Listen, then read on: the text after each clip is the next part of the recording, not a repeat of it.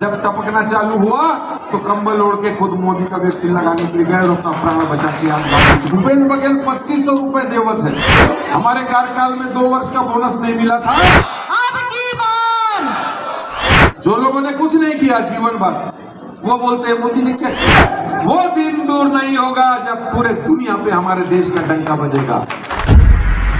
मैं दीपक कुमार, आप देख रहे हैं न्यूज़ 20 सबसे तेज खबर। भिलाई के वैशाली नगर मगध तेली भवन में मोदी जी की बात किरण देव सिंह के साथ और सामाजिक सम्मेलन का आयोजन किया गया, जिसमें तमाम लोग मौजूद रहे और इस कार्यक्रम में सभी अतिथियों का भव्य स्वागत हुआ। इसी दौरान दर्जनों लोगों ने भाजपा प्रवेश किया। आइए आपको अब वो सुनाते हैं जो किरण देव सिंह ने कहा। अब तो ये पूरा देश जो है मोदीमय हुआ है। आज जब यूट्यूब, ब्लॉग, समाचार पत्रों में आप देखते होंगे तो हम सब जो नारा लगाते हैं कि अभी शंभू जी ने लगवाया है, फिर इस बार मोदी सरकार और अब की बार 400 पार। ऐसा तो अब पहले उत्तर से लेकर दक्षिण और पूरब से लेकर पश्चिम तक, और ये इसलिए हो रहा है कि एक ऐसा नेतृत्व हमें मिला है।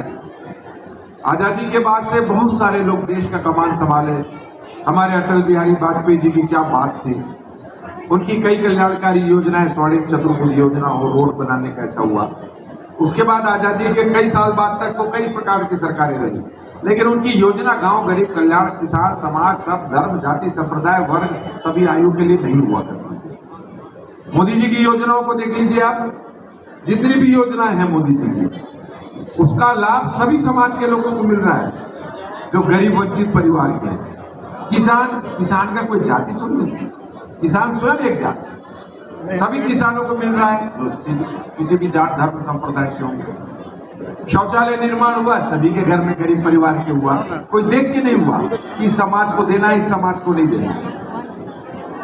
उनका जनधन खाता, पहले एक समय हुआ करता था गरीब परिवार के खाता नहीं खुला करते। गांव में किसी का खाता था क्या गरीब परिवार में? बड़े लोग का रहता था, है ना? आपका जरूर रहा होगा, लेकिन गरीब परिवारों के पास खाता नहीं होता था, बैंक नहीं जा पाते थे। वो इसलिए नहीं जा पाते थे कि पहले जो सरकारें हुआ करती थी वो जो योजना का पैसा भेजती थी, और एक प्रधानमंत्री, पूर्व प्रधानमंत्री बहुत पहले आजादी के बाद बने थे, उनका कहना यह था कि मैं 1 रुपया भेजता हूं तो 15 पैसा मिलता है। काहे के लिए कि सेकेंड लेयर 2 रुपया ले लेता है, थर्ड लेयर 2 रुपया ले लेता था। क्यों? इतना पैसा निकालते निकालते जो गरीब के पास जाता था 15 पैसा लेता था, तो 15 पैसा किसी काम का नहीं होता था।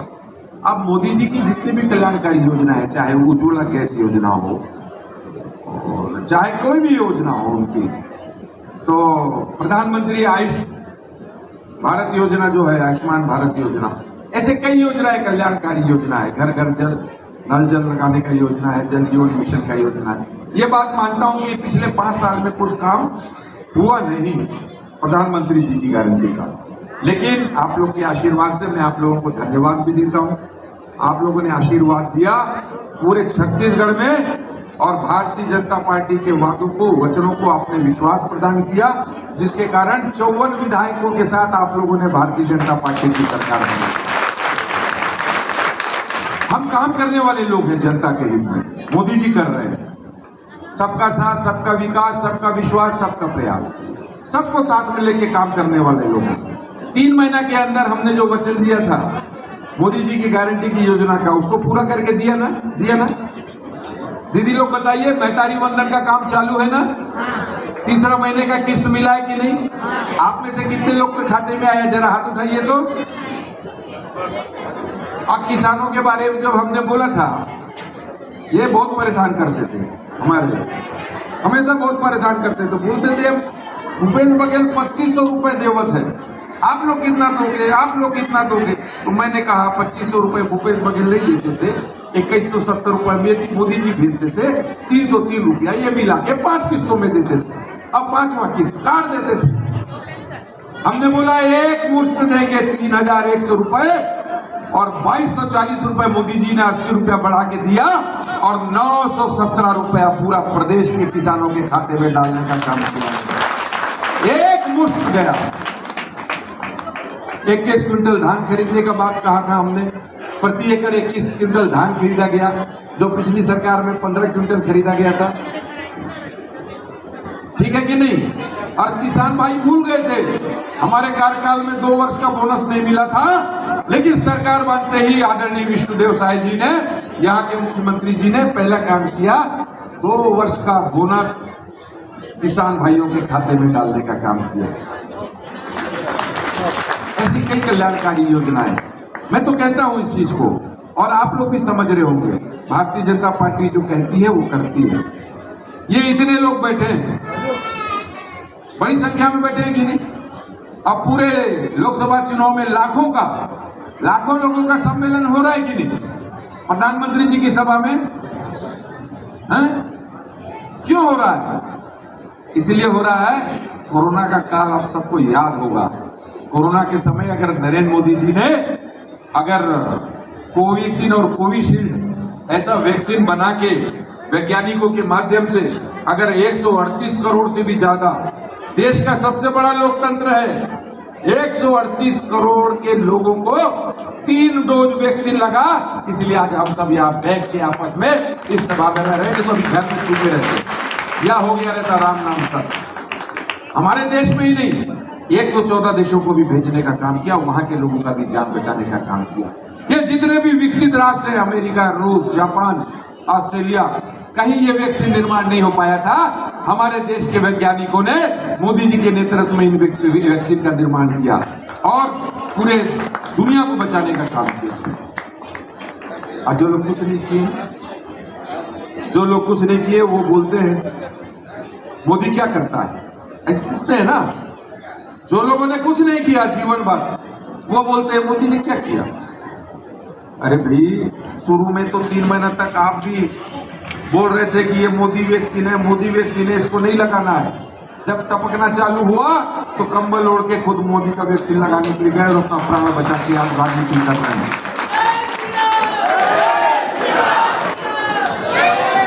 हमने जो वादा किया था, भारतीय जनता पार्टी ने जनसंघ के समय से, हम पहले बोलते थे कसम राम की खाते हैं, हम मंदिर वहीं बनाएंगे। तो कांग्रेस के लोग बोलते थे, हाँ ये लोग कसम राम की खाते हैं, मंदिर वहीं बनाएंगे बोलते हैं, लेकिन तारीख नहीं बताएंगे। ऐसा बोलते थे कि नहीं? मंदिर भी बना, तारीख भी तय हुई, और पूरा देश नहीं, विदेशों में भी उनके राम भगवान के जो मर्यादा पुरुषोत्तम राम भगवान का प्राण प्रतिष्ठा हुआ, उसके लिए विदेशों से भी बधाइयां, और ढेर सारे लोग दर्शन के लिए आ रहे भगवान राम के। भगवान राम का मंदिर देश में नहीं हमारे बनेगा तो कहां बनेगा? इसकी प्रतिबद्धता को भी समाप्त किया। कश्मीर की बात आपने कही, उस पर नहीं दोहराऊंगा मैं, लेकिन ऐसी बहुत सारी बातें हैं।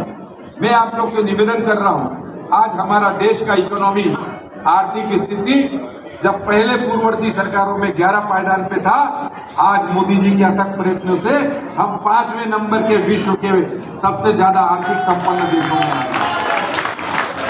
और अभी आया था फोर्ब्स का, पढ़े होंगे आप लोग, यूट्यूब में देखिएगा, गूगल में हमारे युवा देखेंगे या आप सब पढ़े लिखे हैं। 1.5 साल में मोदी जी के आने के बाद 1.5 साल 2 साल के अंदर हम तीसरे से दूसरे स्थान में पहुंच जाएंगे। वो दिन दूर नहीं होगा जब पूरे दुनिया पे हमारे देश का डंका बजेगा। आज रूस और यूक्रेन में झगड़ा चल रहा था तो सारा देश मोदी जी को बोला कि नहीं? अमेरिका जैसा देश, ऑस्ट्रेलिया, जापान, जर्मनी, सब बोल रहे थे मोदी बचाओ इसको। मोदी जी ने उसको बचाने का काम किया।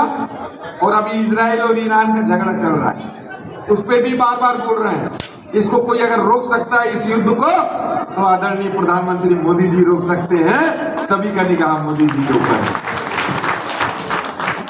और आज ये स्थिति है कि आदरणीय प्रधानमंत्री जी नरेंद्र मोदी जी हमारे देश के नहीं, विश्व के सर्वाधिक लोकप्रिय नेता है। हमें गर्व होता है कि हम ऐसे देशवासी हैं जिसका नेता विश्व में सर्वाधिक लोकप्रिय है। ईमानदार, ट्रांसपेरेंसी के साथ, पारदर्शिता के साथ 10 साल इन्होंने सरकार चला के दिखा दिया कि बिना बेईमानी करके भी देश को कैसे आगे बढ़ाया जा सकता है। ऐसे हमारे नेता हैं, ये उनका चुनाव है। एक भ्रष्टाचार का आप लोगों ने नहीं सुना होगा। वो तो बोलते हैं ना खाऊंगा ना खाऊंगा ना, ये एक शब्द और बोलते हैं ना सोऊंगा ना, ये हम लोगों के लिए रहता है। हम लोग को भी प्रेरणा मिलती है क्योंकि वो 24 घंटे में 18 घंटा देशवासियों के लिए काम करते हैं। 18 घंटा, सिर्फ 4 घंटा सोते हैं। और आज तक 26 साल में मुख्यमंत्री और प्रधानमंत्री रहते हुए पूरे विश्व में अकेला ऐसे राजनेता है जिन्होंने एक दिन की भी छुट्टी नहीं ली है, एक दिन का भी विश्राम नहीं किया हुआ है। मैं आप लोगों से निवेदन करना चाहता हूं, भारतीय जनता पार्टी के प्रतीक के रूप में हमारे कमल छाप पर आदरणीय विजय बघेल जी यहां से लोकसभा के पुनः प्रत्याशी बने। मैं आप लोगों से ये निवेदन करना चाहता हूं कि देश में स्थिर सरकार, मजबूत सरकार आदरणीय नरेंद्र मोदी जी के नेतृत्व में फिर एक बार बने, तीसरी बार वे देश के प्रधानमंत्री बने। इसलिए दुर्ग लोकसभा क्षेत्र से भी हमारे यहां से भारतीय जनता पार्टी के प्रत्याशी को जिता के आपको भेजना है। बहुत सारा विषय है।